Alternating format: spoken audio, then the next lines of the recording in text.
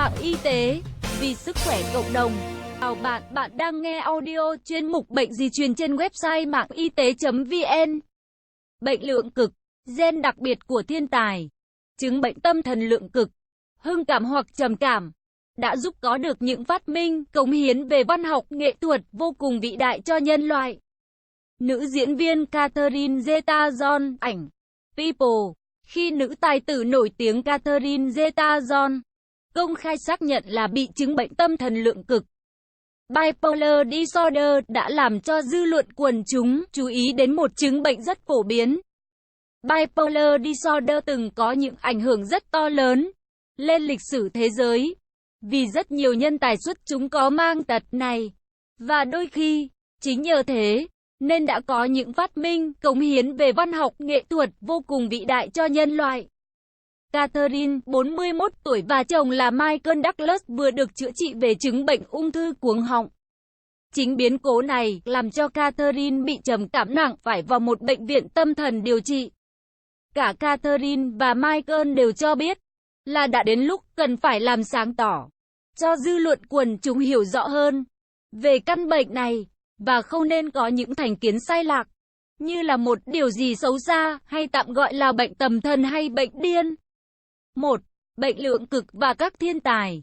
Căn bệnh này còn có tên là bipolar hay manic depressive, tức là vừa hưng cảm, trầm cảm và rất phổ biến trên cả nước Mỹ, có thể lên tới trên 3 triệu người hay cao hơn, nghĩa là trên 1% và có trên khắp thế giới. Bất kể quốc gia nào hay văn hóa nào, Đông hay Tây, đều có người mắc chứng bệnh này. Sau khi các nguyên nhân và triệu chứng được sắp xếp và định bệnh chính xác bởi các cuộc khảo cứu về tâm thần, các sử gia cũng như khoa học gia đã lục tìm ra được nhiều trường hợp của một số nhân tài trước đây đã có chứng bệnh này. Khi họ ở vào thời kỳ hưng cảm, thì đã có những lúc xuất thần, tạo nên những tuyệt phẩm mà một người bình thường không thể nào làm được. Nhưng khi những người này bị lâm vào chu kỳ trầm cảm depression, thì lại có những trạng thái chán đời, u uất, khiến đôi khi tự hủy hoại bản thân, như trường hợp của họa sĩ lừng danh Vincent van Gogh hay đại văn hào Ernest Hemingway. Ernest Hemingway, khoảng 40% thi sĩ, nhạc sĩ, họa sĩ nổi tiếng nhất, cũng mang căn bệnh này, và những tác phẩm của họ đã trở thành những khuôn mẫu cho các thế hệ mai sau, làm gương nhưng không thể nào theo kịp, như Lord Byron, Emily Bronte Anh, Paul Verlaine, Victor Hugo, Chateaubriand Pháp, Mark Twain, Virginia Woolf, Emily Dickinson Mỹ. Đặc biệt nhất là Emily Dickinson. Sau khi từ trần thì các tác phẩm mới được hậu thế biết đến và khâm phục. Con số những thiên tài trong mọi lĩnh vực có chứng lượng cực không thể kể hết. Có giả thuyết cho rằng, chính nhờ có các chu kỳ hưng cảm, nên những nhân tài đó mới thực hiện được những công trình có 102, như bức tranh vẽ đêm trăng sao Starry Night của Van Gogh, với những hình ảnh lạ lùng, quái đản mà chỉ có những khối óc phi thường mới thực hiện được. Van Gogh đã thực hiện kiệt tác này trong khi đang dưỡng bệnh tại nhà thương St. Remy, và hiện nay bức tranh này được dùng làm mẫu nhiều nhất trong lịch sử hội họa. Winston Churchill là người được thế giới ca ngợi là nhờ những bài diễn văn hùng hồn đã giúp cho dân chúng nước Anh có được sự can đảm, chịu đựng phi thường để chiến thắng Đức Quốc xã trong những lúc đen tối nhất. Sau này, ông chỉ mất 15 ngày để viết xong tập khảo cứu, gồm 4 cuốn dày hàng ngàn trang. Lịch sử dân tộc nói tiếng Anh. Tác phẩm này đã được giải thưởng Nobel Văn chương năm 1953. Nhờ vào lúc ông ở vào một chu kỳ hưng cảm mania, không ăn, không ngủ, để hoàn tất tác phẩm để lại cho mai sau. Tập hồi kỳ 6 cuốn về đệ nhị thế chiến cũng được hoàn tất trong một thời gian ngắn kỷ lục.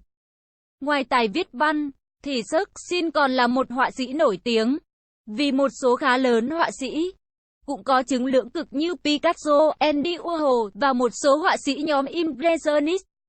Có thể là vì những người này nhờ lúc hưng cảm, nên đã có những nhãn quan khác thường mà người bình thường không thể có được. Churchill đã từng nói, những trở ngại của tôi không làm cho tôi bị trở ngại. Chứng lượng cực xảy ra ở tất cả mọi thành phần trong xã hội, nhất là trong giới nghệ thuật, văn học, hội họa, âm nhạc. Mozart, Schumann, Rosemary Clooney và cả khoa học gia, chính trị gia Teddy Roosevelt, Churchill. Theo khảo cứu của bác sĩ James Mason của Đại học Johns Hopkins, thì chính vì những hưng cảm nên những nhân tài kể trên mới đạt được những thành quả đó, và bà đã ghi lại trong cuốn sách Tắt By Fire về kinh nghiệm bản thân. 2. Triệu chứng và nguyên nhân. Ngày nay, cơ chế của chứng lượng cực đã được khảo cứu rất nhiều. Trong đó nguyên nhân di truyền đã được xác nhận vì chứng này hay xảy ra trong một gia đình. Gần đây, những khảo sát bằng DNA cũng đã tìm ra được một số gen của chứng lượng cực. Những thay đổi các hóa chất neurotransmitter trong não bộ, làm cho tâm tính thay đổi lên xuống thất thường. Một vài khảo cứu bằng CT MRI scan cũng cho thấy có một vài điểm khác thường trong não bộ. Những người có chứng lượng cực được sắp làm nhiều loại như 1 và 2, tùy theo triệu chứng nặng hay nhẹ. Những lúc hưng cảm thì hoạt động và nói năng mau lẹ và dồn dập. Pressure of speech, tư tưởng thay đổi thất thường, không nhất định gọi là fly of idea. Còn những lúc trầm cảm thì khép kín, không tiếp xúc với bên ngoài, chán nản, bỏ ăn bỏ ngủ, hoặc đôi khi ngủ quá nhiều. Những giai đoạn trầm cảm hay hưng cảm thường hay xảy ra khi người bệnh bị stress, như trường hợp của Catherine Zeta-Jones, hay vì một biến cố bất thường nào đó. Những cơn hưng cảm hay trầm cảm cũng thường hay xảy ra vào tháng 4 và tháng 5, và có thể liên hệ tới ánh nắng hay thời tiết thay đổi và ảnh hưởng lên não bộ. Một số người bị nhẹ, được gọi là hypomania, và thường có một năng suất về trí tuệ hơn mức bình thường. Theo lời bác sĩ James Mason, thì họ là những người thành công trong đời, nhưng có những thay đổi bất thường.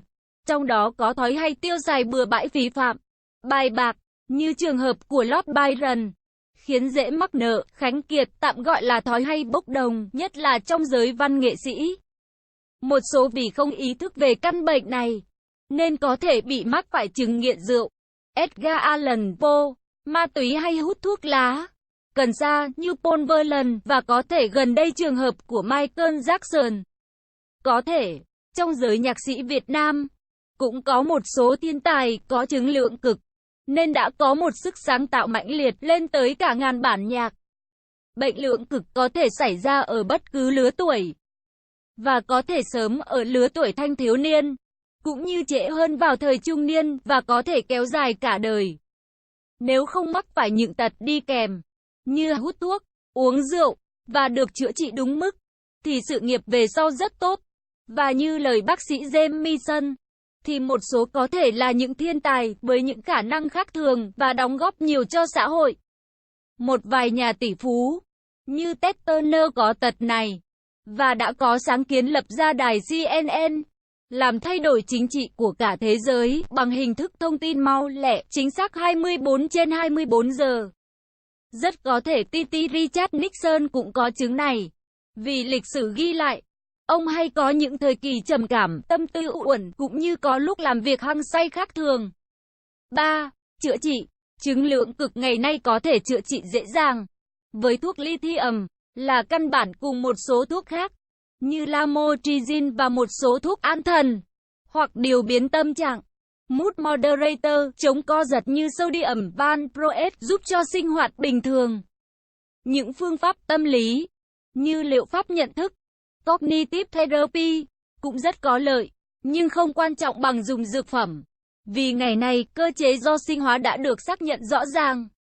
Chủ trương trước đây, chỉ điều trị bằng cố vấn tinh thần hay phân tâm học không còn được chấp nhận nữa.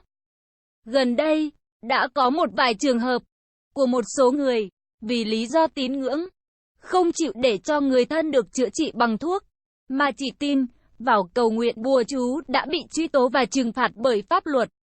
Theo lời bác sĩ David Micklowicz của Đại học UCLA, thì ngoài việc chữa trị bằng thuốc và tâm lý trị liệu, thì cần tránh những nguyên nhân stress gây ra tạo nên một chu kỳ trầm cảm hoặc hưng cảm.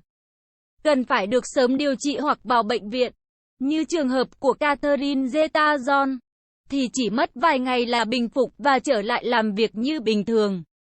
Bác sĩ David cho rằng, Ngày nay, y học đã có những khám phá về bệnh lượng cực mà cách đây 20 năm chưa mấy ai biết tới, như trường hợp của thượng nghị sĩ Thomas Egerton thuộc bang Missouri, khi bị khám phá có bệnh trầm cảm, thì đã bị loại ra khỏi danh sách tranh cử của TNS. McGovern bị thua Richard Nixon vào lúc đó. Bác sĩ Mike Lawis cũng đồng ý với bác sĩ James Mason là có một liên hệ rõ ràng giữa chứng lượng cực và khả năng sáng tạo xuất chúng, creativity, nên một số nhân tài về âm nhạc, hội họa, văn chương có mang trong người căn bệnh này, hay đúng hơn, những gen đặc biệt của những thiên tài. Nhưng cơ chế khoa học của chứng lượng cực chưa được hiểu rõ. Trước đây, như trường hợp của Van Gogh, cả đời nghèo khổ và từ trần trong một dưỡng trí viện. Trong khi ngày nay thì mỗi bức tranh có thể bán được hàng chục triệu USD. Theo bác sĩ Vũ Văn Di, y dược ngày nay, nội dung bài viết đến đây là kết thúc. Nếu bạn có thắc mắc, câu hỏi gì xin hãy chia sẻ bình luận bên dưới bài viết này. Mời bạn hãy đăng ký kênh Mạng Y tế, chia sẻ bài viết này tới bạn bè và theo dõi thêm những audio tiếp theo. Hy vọng bài viết này sẽ đem lại cho bạn nhiều điều bổ ích. Chúc bạn luôn mạnh khỏe.